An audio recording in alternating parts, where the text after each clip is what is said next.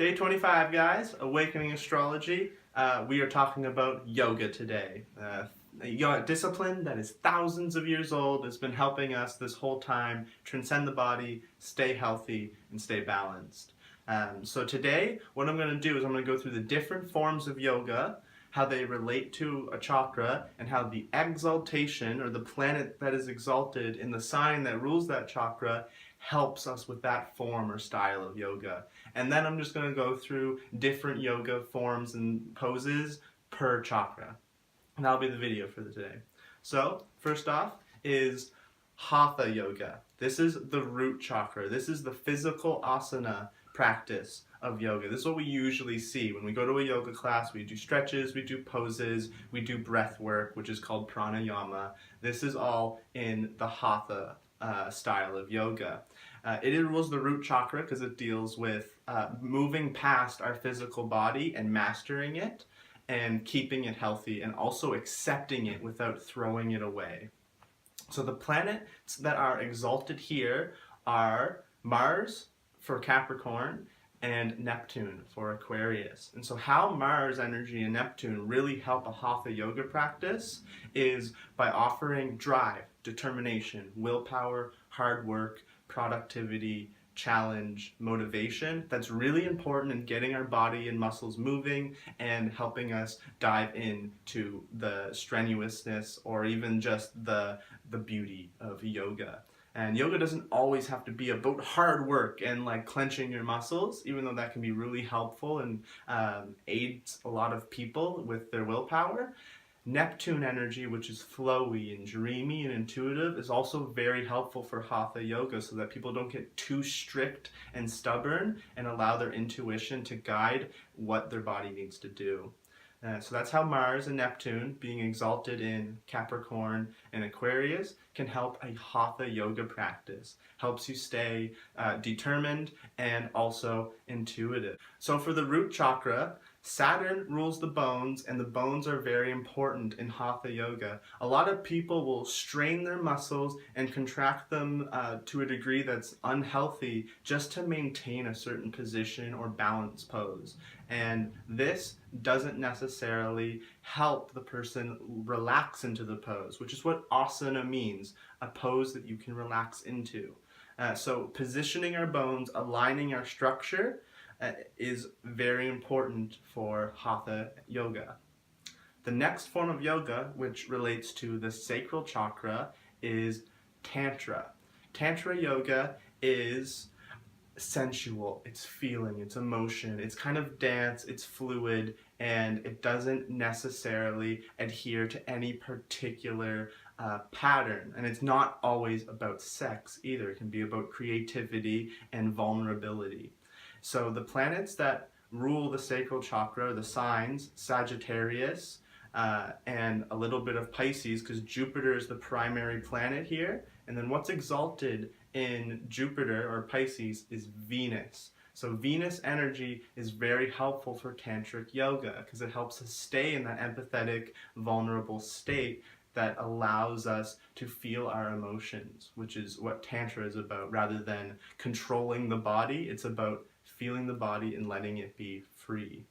The next chakra, the solar plexus, what is exalted here is the sun inside Aries, inside Mars. And so the sun is less self-focused than Mars is. Mars is more linear and the sun is omnidirectional, being the playful, creative leader that everybody wants. And so the sun energy here allows a person to not be too selfish and narrow-minded. And the style of yoga is called karma yoga, the yoga of action, the yoga of service to others and relinquishing the idea of the self. Even though the sun and Mars represent the self, the sun being in Aries helps the self extend outward and give light to others. And that's why the sun energy will really help a karma yoga practice. The heart chakra relates to bhakti yoga, which is devotion to love or devotion to God. And what rules this area is primarily like Leo and Taurus, which is the sun and Venus. What's exalted here is Pluto and the moon. How Pluto and the moon really help with devotion to God, with devotion to the force of love itself, is Pluto helps you detach, embrace death, and love change, which is what everything is. Everything's in a process of change. Everything's in a process of birth and death. And so embracing Pluto qualities really helps us sacrifice unwanted and unneeded forces so that we can give and experience love. The moon is the receptive, intuitive, caring energy that really allows us to tap into that feeling, whereas Pluto allows us to embrace the processes that allow it to come to fruition. The next is the throat chakra. And this is mantra yoga. This is chanting and singing, even listening and restraining from making sound or noise. People that take a vow of silence as a spiritual practice. This is the throat chakra. It is Mercury, and Mercury is exalted here. All about words, all about truth, all about communication, whether it's through sound or silence. The next is the ajna, or the third eye. Jupiter is exalted here in Cancer, and third eye represents Jnana Yoga, spelled J-N-A-N-A, and this is wisdom. This is who are we? Asking questions. Why are we here? What is this? What is God? Am I God? Like all these mental, abstract, philosophical understandings of reality. It is a form of yoga to get to your core self through the mind and beyond the body. So detaching from the body, and even maybe hatha yoga practices is what some jnana yogis do, and they try to find God through their consciousness alone. And Jupiter is really helpful here because it's benevolent, it's kind, it's grateful, and it expands awareness and wisdom. And this really assists our third eye in opening up and understanding the deeper parts of reality. Finally is Raja Yoga, the crown chakra. This is the 8-limb path of yoga that kind of covers everything. And that's kind of what the crown chakra is about. It's just like the everything. It's not a separate part. It's supposed to be seen as united with all the other chakras. It's only when you open up all your other chakras and have them steady, balanced, and in harmony will the crown chakra truly open up to give you divine experiences. And so the placements that rule the crown chakra, Aquarius and Pisces, or Uranus and Neptune, have 2 planets that are exalted here, which is Neptune, coincidentally, and Venus. Neptune is exalted in Aquarius, Venus exalted in Pisces. So there's a cool little pattern here that I'll briefly mention after I say why Neptune and Venus are like helpful here. That intuitive, deep essence of the beyond, of the spirit world, really helps us click into the crown chakra and release our thoughts and enter the one reality.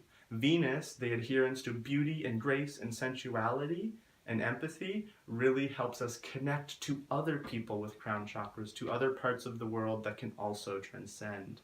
Now, the cool thing is, Neptune was exalted in the root chakra and Venus was exalted in the sacral chakra. The point here is that the crown chakra is not disconnected from our mundane physical world and is closely and beautifully linked. They're actually one and the same. And it kind of represents how we connect the physical with the emotional. The root chakra through Neptune and the sacral chakra through Venus merge to create a blend of physical and emotional, or matter and spirit in our crown chakra. And in the end, if you know about the torus field, our energy releases through our crown chakra, but it has an infinite loop of energy that comes back through the bottom. And this is represented here as the different exaltations of planets. It's also a sign of not losing empathy and grace when you follow the path of Raja Yoga or the path of a yogi that is searching for transcendence. You aren't supposed to isolate yourself from others totally and ignore them, or be abrasive towards other beings. You're supposed to love them as a part of yourself. And this is what Neptune and Venus represent, that unity and that love. Next is what different poses we can do to help these chakras. So for the root chakra, it's going to be a lot of balance poses.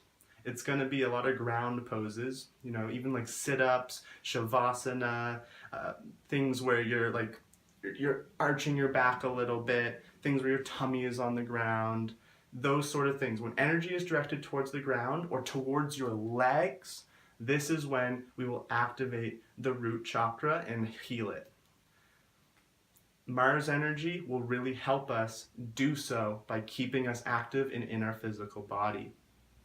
For the sacral chakra, we want more fluid motions. We want dancey, like watery habits that help our body move, be around obstacles, and bring up energy through our spine. This is called the Kundalini. And Tantra Yoga for the sacral chakra is trying to help the Kundalini energy that's locked in our tailbone, in our root chakra, to rise up and help heal our bodies and minds.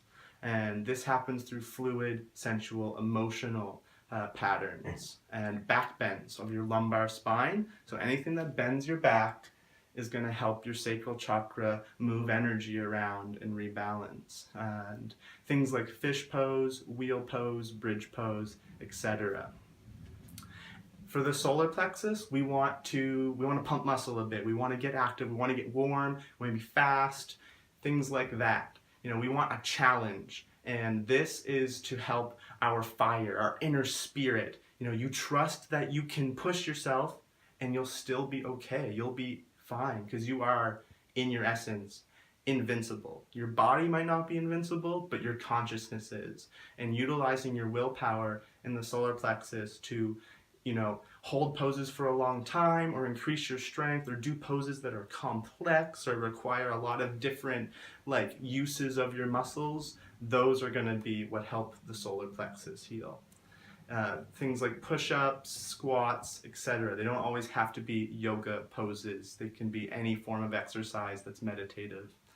For the heart is directly connected to our arms. The arms give and receive love.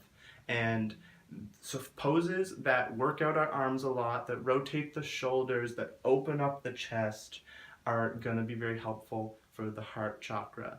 And things that tap into an even greater core feeling. So whereas the solar plexus and the root chakra, we will be focusing on the physical body more so to help it heal, to help it balance. There might be a pinch on the left side or a sore shoulder on the right. So we utilize our muscles and our motion to balance out that energy. Whereas with the heart and also the sacral chakra, we utilize our feelings and emotions to balance out those energies. And both are useful and are going to be needed in various amounts throughout your life. For the throat chakra, this is neck rotations, fish pose, shoulder stand, anything that presses and rotates and moves the energy around your neck. Like I said, for mantra yoga, it's also chanting and singing and oming. Those things are going to help clear your throat chakra and make it balanced. For the third eye, it's primarily visualization techniques and inversions to help gravity flow into your brain. And for the crown chakra, there's no specific poses. Some people say handstand, some people say shavasana, but the crown chakra is the letting go, it is the detachment. The pose is going to be exactly what the pose needs to be. And it might not be a pattern that's in a yoga book. It could be running, it could be sitting, it could be staring at the sky, it could be anything. And so that's the different chakras and how yoga can relate to them. I hope it was helpful, and I hope that in the future, if you feel you have an imbalance in one of your chakras or areas, that you'll reference this list and help heal that area through, let's say, karma yoga for your solar plexus, or yana yoga for your third eye, or maybe heart opening, arm stretching poses to help your heart heal from regrets and grief. So thank you so much, and I'll see you next time.